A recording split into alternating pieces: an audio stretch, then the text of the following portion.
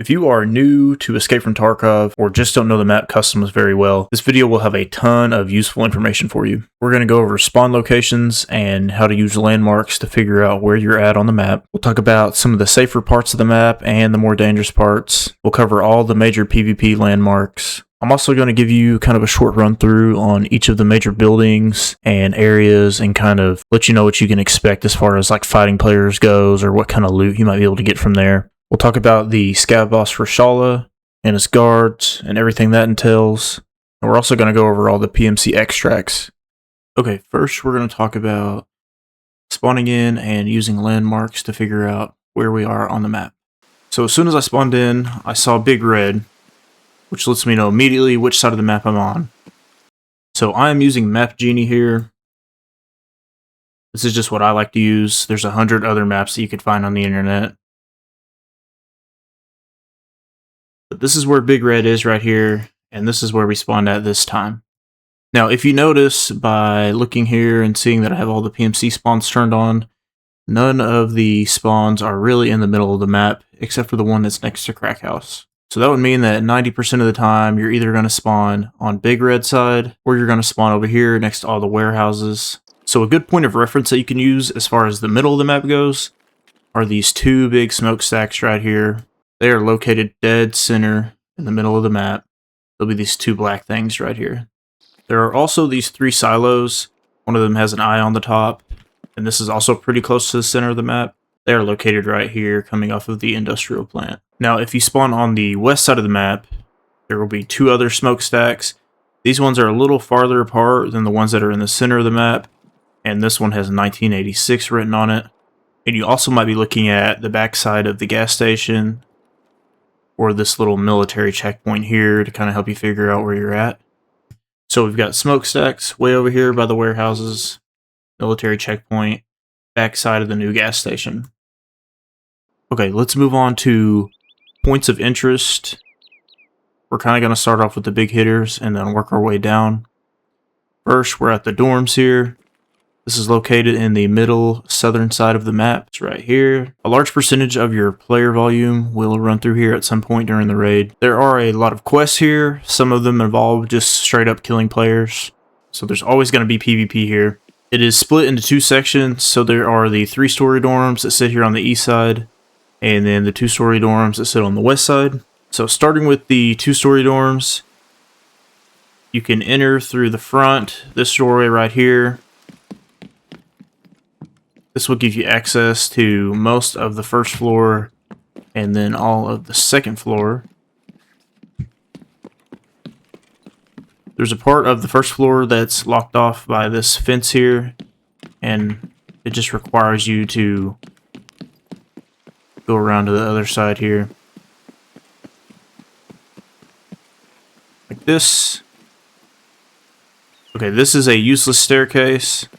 This will not give you access to the second floor.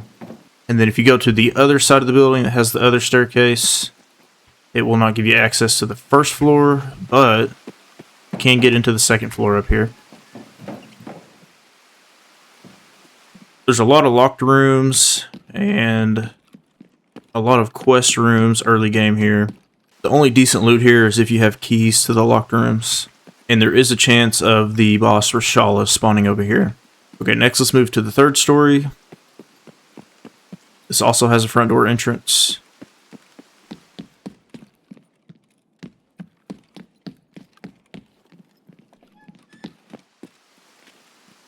It can also be entered through the north side on the 1st floor, 2nd floor, and 3rd floor.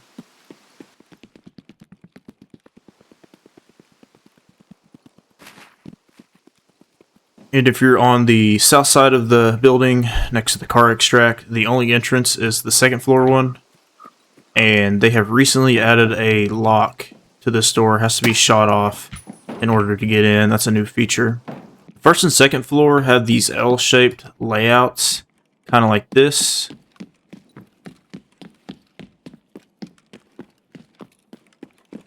The 3rd floor, however, does not. It instead has a balcony. It goes out this way. And the 3rd floor is also where the marked room is, right there. But yeah, there's a ton of quests in this building as well. And if you got keys, there can be some pretty good loot here. Yeah, this is definitely a heavy PvP zone. Don't come here without expecting to at least get shot at a little bit.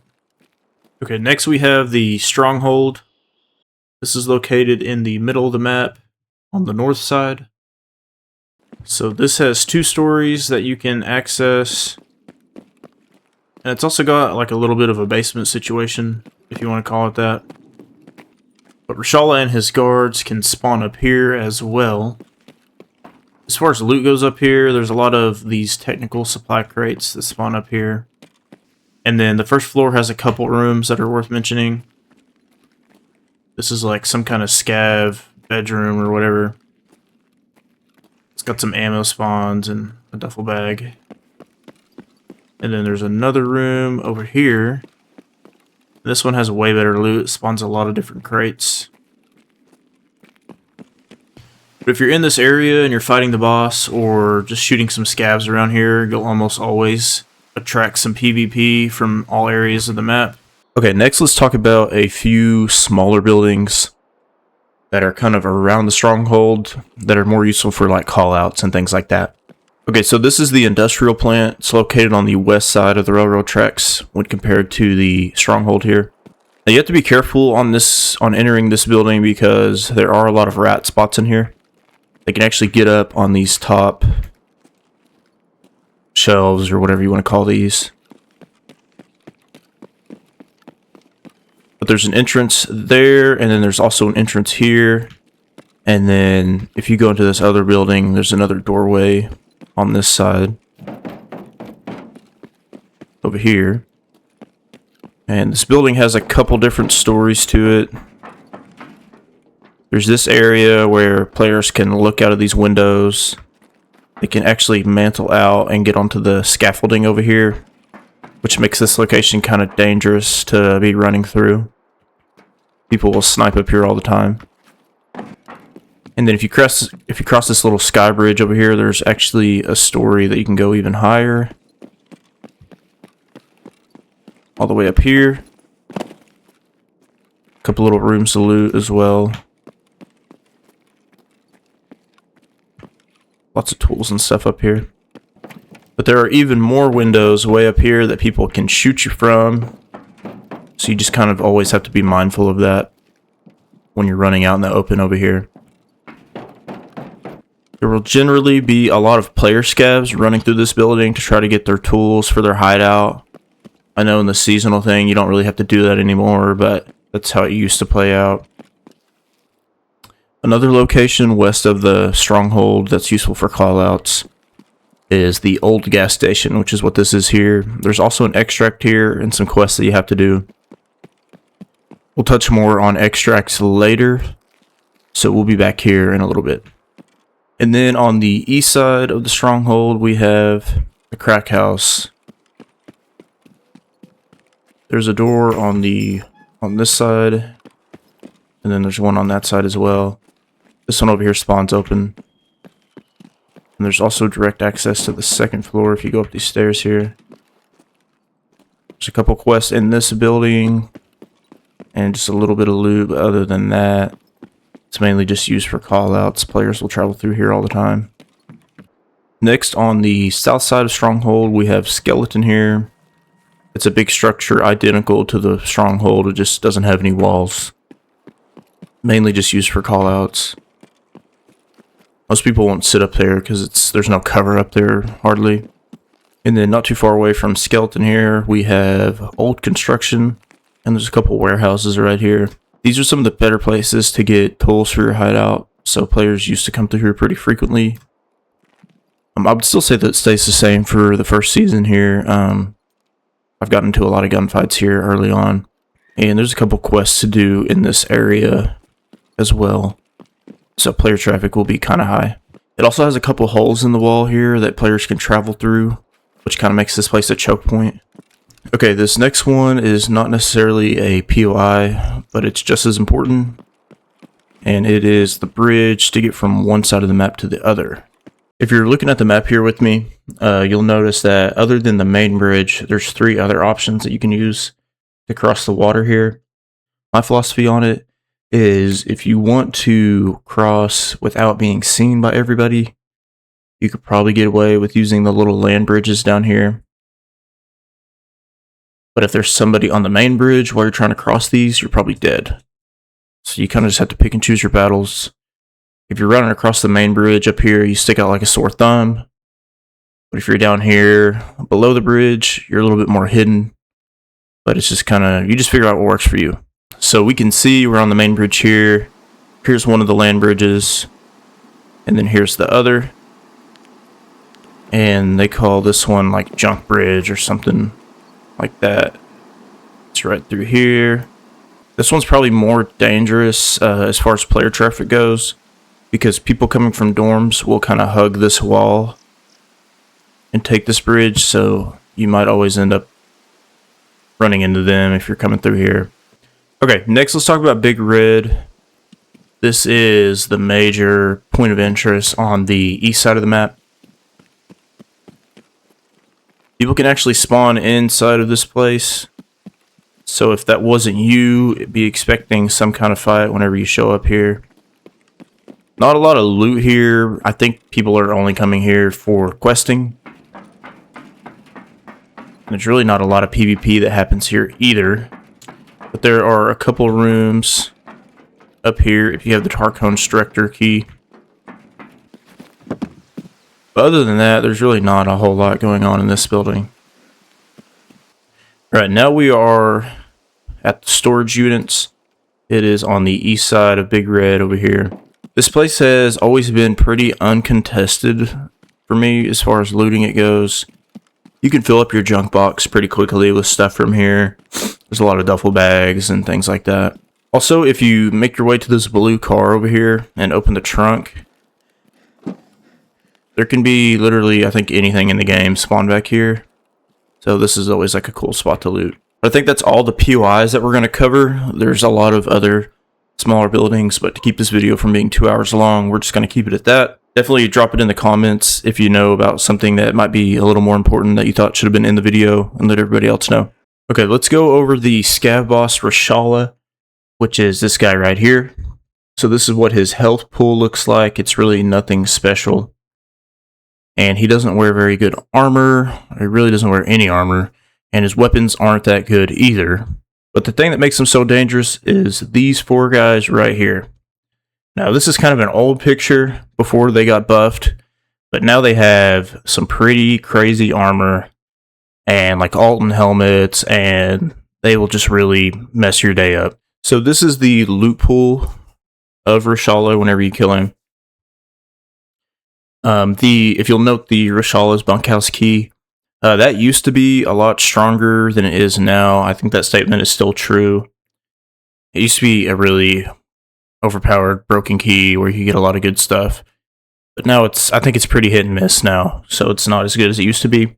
But other than killing him for his items, there's a major quest in the game which requires you to kill him, and he has a special golden pistol that you'll need to turn in. These are all the weapons that he could possibly spawn with. I feel like 90% of the time he spawns with the Uzi for me. I don't know if that's the same for you guys, but that's just what I've noticed. Here's some of the armors that the guards can spawn with. If you're lucky, they'll spawn with the trash armors, but here recently, they've kind of just been having the good ones. And I guess lucky is relative to what you're trying to get out of it. So maybe you do want them to have the good ones if you're good at killing them, but if you run into them and you just want to live, then you might not want them to have the tier 6s. And then you have some of the crappier helmets, or they could have the Alton with the face shield. Okay, so this part seems like it gets changed a lot, but as of right now, Reshala has a 45% chance to spawn, and that's split up between 3 places: dorms, New Gas, and Stronghold. I don't think we mentioned New Gas earlier, so let me go show that to you guys real quick. Okay, this is New Gas. Reshala and his guards will spawn here. I think they start out like probably just in here in the middle, but you'll usually find them drug out sometimes all the way out here. They might be even chilling out in the grass here. But a lot of scavs will come through here, and players will rotate through here as well. There's a couple rooms that you can loot in these back hallways. There's a back door here. And anytime you're at the back side of the gas station, I would always be mindful of these rocks that sit up here, because there will be players just camping there for most of the round. Okay, let's talk about all the extracts and customs. I've got every single one of them pulled up here that exist, even the scav ones. But we're not going to dive into the scav ones. If you want a complete custom scav guide, I can make one of those. But we're just going to stick to PMC for now. So depending on which side of the river that you spawn at, you're probably going to have to cross it to get to your extract, unless you spawn near the Ruaf roadblock up here. Then you'll still have the extracts on the west side of the map. But anyways, okay, first let's start on the east side of the map, and then we'll work our way all the way to the west end of the map. So this is the side that has Big Red on it. Our first extract is called Trailer Park, and it is just back here in the woods, and you'll just lay down over here. Okay, also at the west end of the map, the opposite corner from Trailer Park, which is over there, this is Crossroads. It's Crossroads from the other side. Now we are on the south side of the map, on the river. This is where the bridge is in Correlation. This extract is called Smuggler's Boat. There's the boat and the campfire right here. So this extract used to work if you had it, there was a certain percentage chance that it would actually be usable. But now if you are looting jackets or filing cabinets and you find a secret code, if you have that in your inventory and you also have this extract, whenever you hit the button that shows you what extracts you have, if you have the code and the extract on the top right of your screen, you can come and use this. I don't know if that was too complicated of an explanation, but there you go. Okay, now we are on the north side of the bridge here.